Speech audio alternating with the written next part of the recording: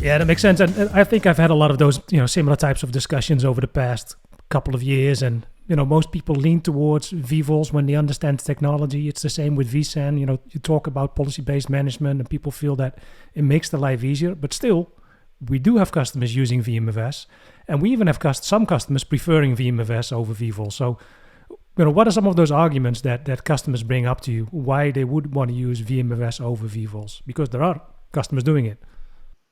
There are definitely customers that are picking VMFS over vVols. Typically, the two most common reasons I see is implementation from the vendor.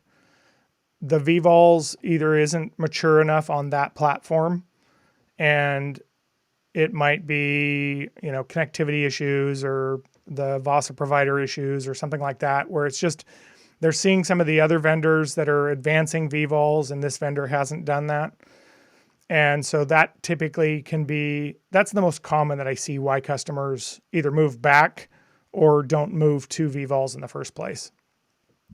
Now for customers that are, I really like VMFS, I don't need vVols. Usually it's again, like it said before, it's an understanding issue. But in some cases, there's a use case where vVols doesn't make sense. Usually in that situation, it's something like VDI.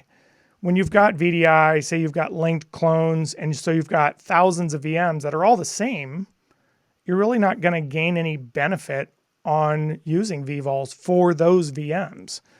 And so that's one of those situations where use VMFS for your VDI, because with vVols, right, every VM is going to have at least 3 vVol objects. And so in some cases, there's vendors that have a lower limit on the number of objects that array can support. So if that's, 5,000, 10,000, whatever it might be, let's say you have 1,000 VMs on vVols, that's 3,000 objects. So you can see how quickly you can get to an array limit. Now, most of the vendors are all actively working on vVols. They're actively working on getting that number increased. There's a couple of vendors that are doing, up to 64,000 vVols, or there's one vendor that's tested over 200,000 vVols, and they still haven't hit their limit. They just ran out of compute resources to be able to test it. So usually that's the reason, is that customers have too many objects, and that's again where we say then do a mix. And it might even be a mix of NFS and vVols or NFS, VMFS and vVols. One of the things that I tell customers is when you're using or thinking about vVols, again, it's not a replacement. You're going to supplement. And I've even got an environment set up where I'm using NFS, VMFS, and vVols on the same array in the same environment. There might be use cases for that, but it's really just to understand that this isn't a replacement, it's a supplement. And so usually when you explain that, and then you say, this is why you're going to use VMFS, or this is why you're going to continue to use VMFS or NFS, then customers have a better understanding and they're more apt to go out and try vVols. Which, on that aspect, one of the things that comes up, Frank, you kind of wondered, as far as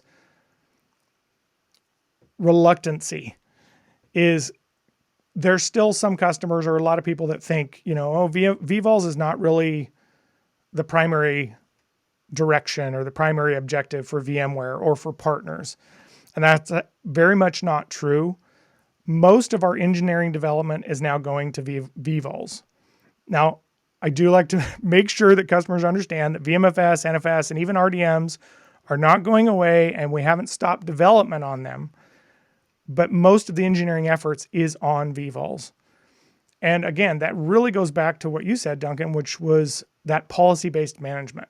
If you can manage all of your infrastructure, both HCI and external storage, using the same process, now you've got a programmatic approach to managing your storage for everything, whether that's Cloud Foundation, whether that's, CNS or Kubernetes, or just your standard infrastructure. You can now manage all of that using policy-based management. And that makes your automation and your optimization for your environment so much easier.